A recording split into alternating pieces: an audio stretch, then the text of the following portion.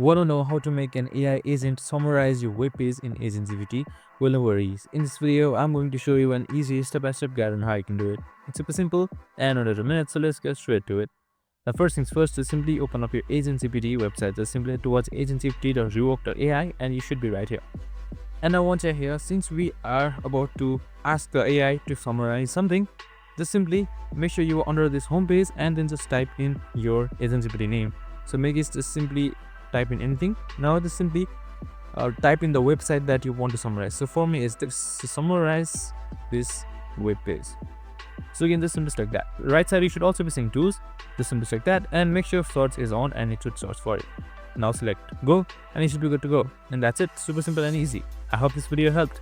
If it did, make sure to like, subscribe and tune in with us for more of similar videos. Have a good day and see you in the next one.